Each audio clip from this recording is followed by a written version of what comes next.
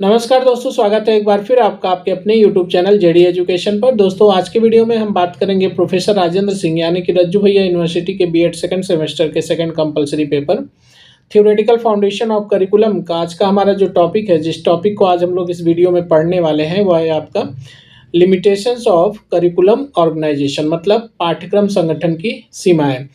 तो ये आपका जो टॉपिक है, ये थर्ड यूनिट का टॉपिक है। इससे पहले के जो फर्स्ट और सेकंड यूनिट में जितने भी टॉपिक्स हैं, उन सभी टॉपिक्स का वीडियो हमने अपने प्लेलिस्ट में अपलोड कर दिया है। तो अगर आप उन वीडियोस को नहीं देखे हैं तो आप प्लेलिस्ट में जाके उनको देख सकते हैं, और साथ ही में अगर उनका पीडीएफ नोट्स आपको चाहिए तो उसके लिए आप हमारे टेलीग्राम चैनल को ज्वाइन करेंगे। टेलीग्राम चैनल का लिंक आपको वीडियो के डिस्क्रिप्शन में मिल जाएगा, और वहाँ से आप टेलीग्राम पे जाके उन पीडीएफ्स को डाउनलोड कर सकते हैं और अपने एग्जाम की प्रिपरेशन कर सकते हैं।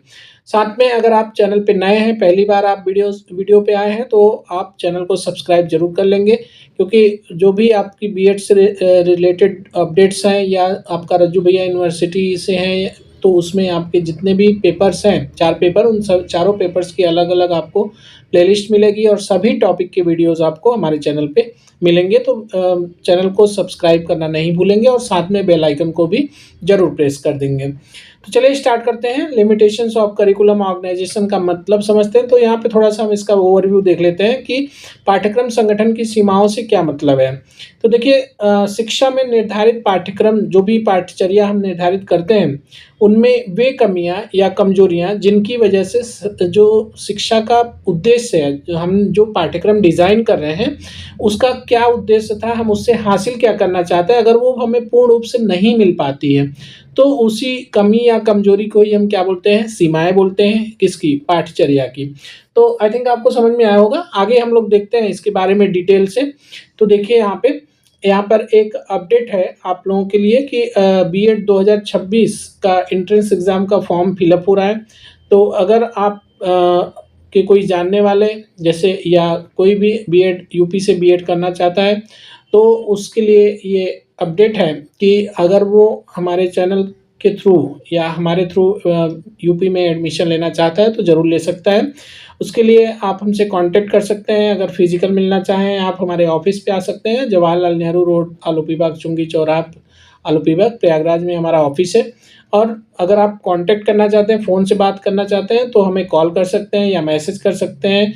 इसके लिए हमारा नंबर यहाँ पे दिया हुआ है 9919599066 और 8090656656। इन 2 नंबर्स पे आप हमें कॉल या मैसेज करके सारा डिटेल ले सकते हैं।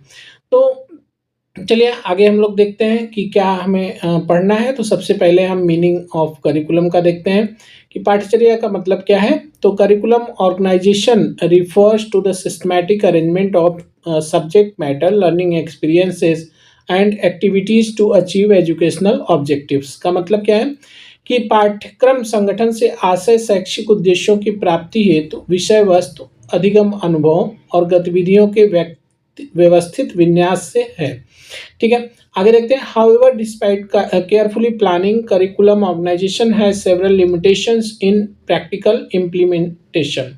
मतलब कि सावधानी पूर्वक योजना के बावजूद इसके व्यवहारिक क्रियान्वयन में कई प्रकार की सीमाएं होती हैं। तो वो कौन कौन सी सीमाएं होती हैं, उनको हम देखते हैं एक एक करके, आगे देखते हैं। तो देखिए, सबसे पहले यहाँ पे मीनिंग ऑफ लिमिटेशन, सीमाओं का अर्थ के बारे में समझ लेते हैं, फिर हम आगे बढ़ेंगे।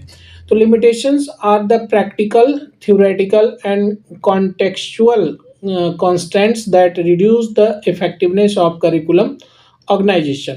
सीमाएं वे व्यवहारिक, सैद्धांतिक और परिस्थिति जन्य बाधाएं होती हैं जो पाठ्यक्रम संगठन की प्रभावशीलता को क्या करते हैं, कम करते हैं। हमने स्टार्टिंग में ही बता दिया कि जो लिमिटेशंस होती हैं वे क्या होती हैं, कमियां या फिर कमजोरियां होती हैं। किसकी? पाठ्यचर्या की, जिसकी वजह से हमारा जो शैक्षिक उद्देश्य है वो पूर्ण रूप से हमें प्राप्त नहीं हो पाता है। तो इसका आपने अर्थ देखा किसका? लिमिटेशन का। आगे हम लोग major limitations of curriculum organization, पाठ्यक्रम संगठन की प्रमुख सीमाएं क्या हैं, इनके बारे में एक एक करके पढ़ेंगे। तो पहला है हमारा निग्लेक्ट द इंडिविजुअल डिफरेंसेस। मतलब यहाँ पे इसका क्या मतलब है कि व्यक्तिगत भिन्नताओं की उपेक्षा। तो व्यक्तिगत भिन्नताओं की उपेक्षा करना मतलब कि अगर आप कोई भी करिकुलम बना रहे हैं, ठीक है, तो वो सभी के लिए एक जैसा हो, है ना। उसमें क्या है कि मान लीजिए कोई डिसेबल बच्चा है, ठीक है, किसी के पास कोई समस्या है, किसी भी तरह के डिसेबिलिटीज़ है, या वो मतलब उसको ध्यान में नहीं रख रहे हैं आप हर तरह की, क्योंकि डिसेबिलिटी भी क्या होती है, अलग अलग होती है। कोई बहुत फास्ट सीखने वाला है, कोई बहुत स्लो लर्नर है, कोई किसी को कोई फिजिकली हैंडीकैप्ड है, कोई आपका विजुअली इम्पेयर्ड है, कोई हियरिंग इम्पेयर्ड है ना। तो तमाम तरह की जो है भिन्नताएं होती हैं, जिसकी वजह से अच्छा इसके अलावा जैसे मान लीजिए कि उसमें ऐसा भी हो सकता है कि वो बहुत मतलब पुअर कंडीशन हो, उसकी फाइनेंशियल या इकोनॉमिकल कंडीशन बहुत ख़राब हो, वो ना पहुंच पाता हो समय पे क्लासेस वगैरह या स्कूल विद्यालय। तो ये सारी चीज़ों का मतलब ध्यान न दिया जाए और एक ऐसा मतलब कॉमन सा करिकुलम बनाया जाए, तो उसमें क्या होती है कि बाकी लोगों की उपेक्षा हो जाती है। तो organized curriculum often assumes uniform ability among learners, ignoring variations in intelligence, interest, pace and background. का मतलब क्या है कि संगठित पाठ्यक्रम अक्सर सभी विद्यार्थियों को समान क्षमता वाला मान लेता है। जैसा कि हमने पहले बताया कि जो संगठित पाठ्यक्रम होता है वो सभी को एक जैसा ट्रीट करने लगता है। जब एक जैसा ट्रीट करेंगे तो उसमें क्या होगा कि हमें पता है कि सभी की जो बुद्धि होती है, जो आईक्यू लेवल होता है वो सेम नहीं होता, सभी का इंटरेस्ट सेम नहीं होता, सभी की गति मतलब जो उसका इमोशन होता है, जो सीखने की एबिलिटी होती है वो क्या होती है, भिन्न भिन्न होती है। और पृष्ठभूमि भी भिन्नता मतलब उनकी जो पृष्ठभूमि होती है वो किस कहाँ से आ रहे हैं, कैसे पृष्ठभूमि से आ रहे हैं, वो भी अलग अलग होता है। तो उसमें क्या होता है, जब हम संगठित पाठचर्या बनाते हैं तो उसमें उनकी क्या हो जाती है, उपेक्षा हो जाती है। तो आपने पहला देखा। दूसरा, rigidity and lack of flexibility, मतलब इसका क्या है कि कठोरता एवं लचीलेपन का अभाव। तो strictly structured curriculum may not adopt to changing social needs और क्लासरूम रियलिटीज। इसका मतलब क्या है कि कठोर रूप से संरचित पाठ्यक्रम सामाजिक परिवर्तनों या कक्षा की वास्तविक परिस्थितियों के अनुसार अनुकूल नहीं हो पाता। मतलब कि अगर मान लीजिए पाठ्यक्रम रिजिड है, ठीक है, वो फ्लेक्सिबल नहीं है, तो उसकी वजह से क्या होगा कि जैसे फ्लेक्सिबिलिटी का क्या मतलब ये होता है कि लचीलापन। लचीलापन मतलब कि अगर 1 घंटे की क्लास है, ठीक, सपोज दैट मान लीजिए कि 1 घंटे की क्लास है और अध्यापक कक्षा में पढ़ा रहा है। 1 घंटे में मान लीजिए ऐसा भी हो सकता है कि वो बहुत अच्छा पढ़ा रहे हैं और सारे बच्चों को मजा आ रहा है पढ़ने में, तो उस केस में क्या हो सकता है कि क्लास 1 घंटे से आगे बढ़ सकती है। या नहीं समझ में आ रहा है तो भी उसमें ज़्यादा समय लग रहा है समझाने में, तो उसकी वजह से भी क्लासेज आगे बढ़ सकती हैं।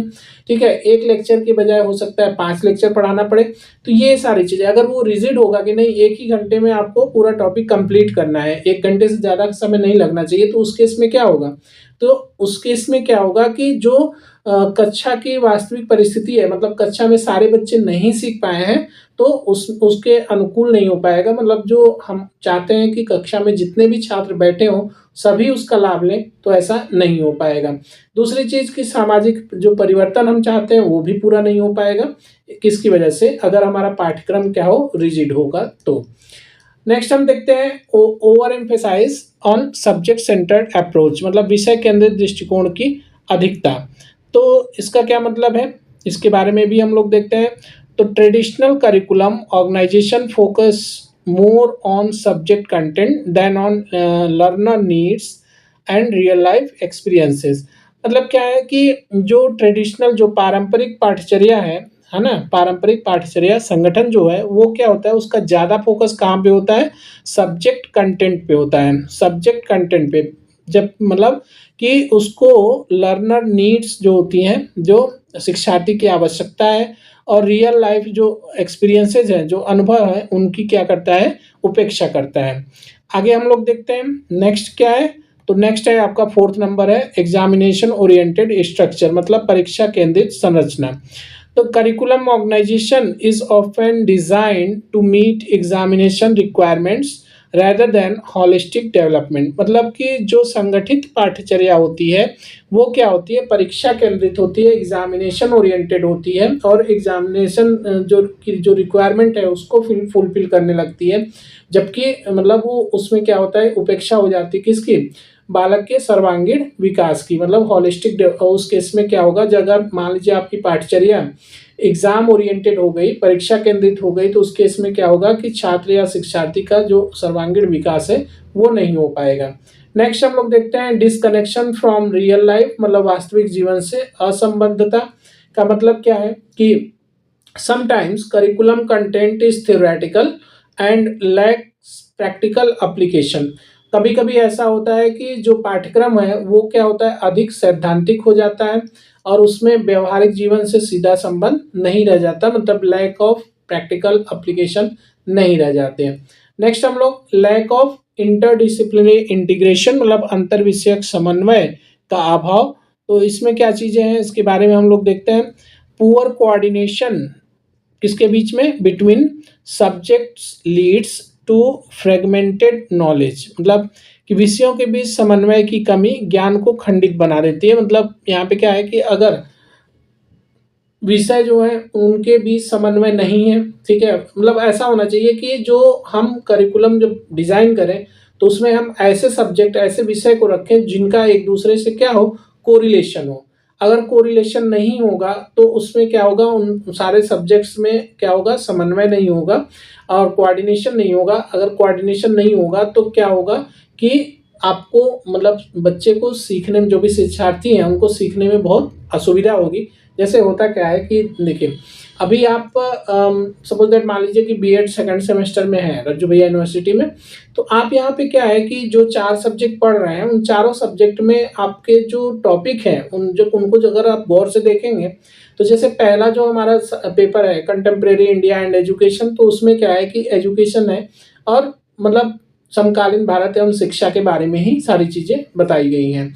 दूसरा जो पेपर है आपका थ्योरेटिकल पार्ट, जो फाउंडेशन ऑफ करिकुलम, मतलब इसमें क्या है कि पाठ्यचर्या के बारे में जो कि शिक्षा से रिलेटेड है। नेक्स्ट अगर आप देखें तो चाइल्ड साइकोलॉजी आप बात कर रहे हैं, ठीक है, डेवलपमेंट की बात कर रहे हैं, तो वहाँ पर भी आप इससे कोरिलेट कर पाएंगे। और इसके बाद हम जब आगे बढ़ते हैं तो हमारा आईसीटी है और आपका इन्वायरमेंटल एजुकेशन है। तो कुल मिला के जो चारों पेपर हैं वो किससे रिलेटेड है, एजुकेशन से रिलेटेड है, ठीक है। ऐसा नहीं कि एक कॉमर्स पढ़ा रहा है और एक आपका क्या पढ़ा रहा है, साइंस पढ़ा रहा है, तो ऐसा नहीं है। सब चारों पेपर एक दूसरे से लगभग कोरिलेटेड है। जैसे थोड़ा सा यहाँ से हमको नॉलेज मिल गई तो अगले पेपर में वही चीज़ें आएंगी तो हमें बहुत अच्छे से समझ में आने लगेगा। तो ऐसा होना चाहिए, अगर ऐसा नहीं है तो क्या होगा, ज्ञान को खंडित बना देता है। नेक्स्ट आगे हम लोग देखेंगे कि कल्चरल एंड रीजनल इम्बैलेंस, मतलब सांस्कृतिक एवं क्षेत्रीय असंतुलन। तो सांस्कृतिक एवं क्षेत्रीय असंतुलन से क्या मतलब है कि करिकुलम में reflect dominant culture and neglect local और माइनॉरिटी पर्सपेक्टिव्स, मतलब पाठ्यक्रम कभी कभी प्रमुख संस्कृति को दर्शाता है और स्थानीय या अल्पसंख्यक दृष्टिकोण की क्या करता है, उपेक्षा करता है। आगे हम लोग देखने वाले हैं नेक्स्ट क्या है, रिसोर्सेस कंस्टेंट, संसाधनों की कमी। तो इसमें क्या चीज़ें हैं देखते हैं। देखिए, proper curriculum organization requires trained teachers, जो आपका संगठित पाठ्यक्रम है उसके प्रभावी क्रियान्वयन के लिए क्या होना चाहिए, प्रशिक्षित शिक्षकों की आवश्यकता है। इंफ्रास्ट्रक्चर एंड मटेरियल्स, आधारभूत संरचना और संसाधन which may not be available everywhere, मतलब आप समझ गए होंगे कि जो करिकुलम ऑर्गेनाइजेशन है, जो आपका संगठित पाठ्यचर्या है, उसके प्रॉपर इम्प्लीमेंटेशन के लिए हमें ट्रेन टीचर चाहिए, ठीक, और इंफ्रास्ट्रक्चर चाहिए, आधारभूत संरचना चाहिए, मटेरियल चाहिए, जो कि हर जगह उपलब्ध नहीं हो पाती। तो उससे क्या होता है कि आपका मतलब ये रिसोर्सेस कंस्टेंट, मतलब संसाधनों की कमी की वजह से भी इसको आप पूर्ण नहीं कर सकते, मतलब जो आपका शैक्षिक उद्देश्य है उसको पूरा नहीं कर सकते। नेक्स्ट बात करेंगे हम टीचर डिपेंडेंट इम्प्लीमेंटेशन, शिक्षक पर अत्यधिक निर्भरता। तो यहाँ पे क्या है, even a well organize curriculum fails if, मतलब कि अगर हम बहुत अच्छे से, बहुत प्रशिक्षित ढंग से हम मतलब कोई संगठित पाठचर्या बनाते हैं, वो भी फेल हो जाती है अगर टीचर लैक अंडरस्टैंडिंग और ट्रेनिंग, मतलब कि जो आपका शिक्षक है वो अगर वो प्रशिक्षित नहीं है या मतलब शिक्षक प्रशिक्षित या सक्षम ना नहीं हो तो भी क्या होगा, उत्कृष्ट पाठ्यक्रम भी क्या हो जाता है, असफल हो जाता है। इसको थोड़ा और अच्छे से समझते हैं कि अगर मान लीजिए जो टीचर है, जो अध्यापक है, वो क्या है, वो प्रशिक्षित ना हो या सक्षम ना हो, तो ऐसे केस में जो आपका उत्कृष्ट पाठ्यक्रम है, जो वेल डिफाइंड या वेल ऑर्गेनाइज्ड करिकुलम है, वो भी क्या होता है, असफल हो जाता है।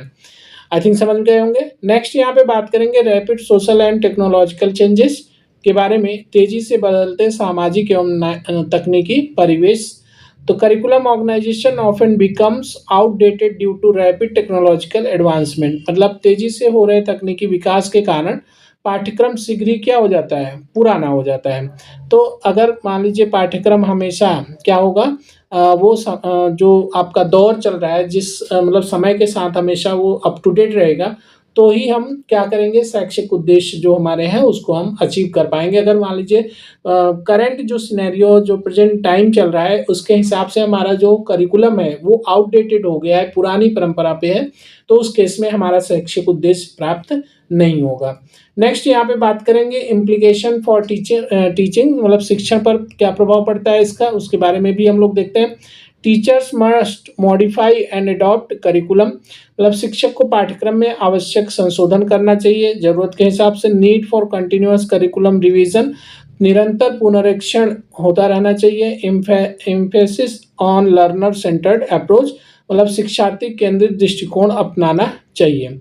किसको, शिक्षक को। आगे हम लोग देखेंगे curriculum organization is essential for systematic learning but it must remain dynamic, flexible and inclusive to address its limitations. का मतलब क्या है कि पाठ्यक्रम संगठन व्यवस्थित अधिगम के लिए आवश्यक है, परंतु इसे गतिशील, लचीला और समावेशी बनाए रखना जरूरी है ताकि इसकी सीमाओं को क्या किया जाए, दूर कर किया जा सके। नेक्स्ट आगे हम लोग देखते हैं इसका निष्कर्ष क्या है।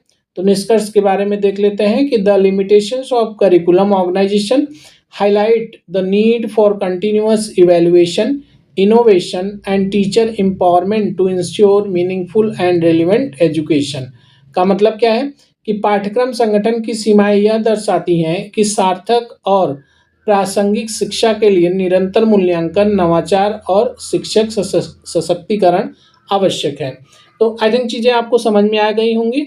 अगर समझ में आए तो फिर आप वीडियो को लाइक ज़रूर करिएगा और साथ में कमेंट भी करिएगा। अगर कोई फीडबैक देना हो या कि कुछ पूछना हो तो उसके लिए आप हमें कमेंट जरूर करेंगे और साथ में लाइक करेंगे और आप उनके साथ शेयर भी करेंगे जिनको इनकी ज़रूरत है, जहाँ तक हम नहीं पहुँच पाए हैं। अगर आप ऐसे किसी को जानते हैं, अपने मित्र या दोस्त या किसी को जानते हैं, तो आप उनके साथ इस वीडियो को शेयर भी करिएगा।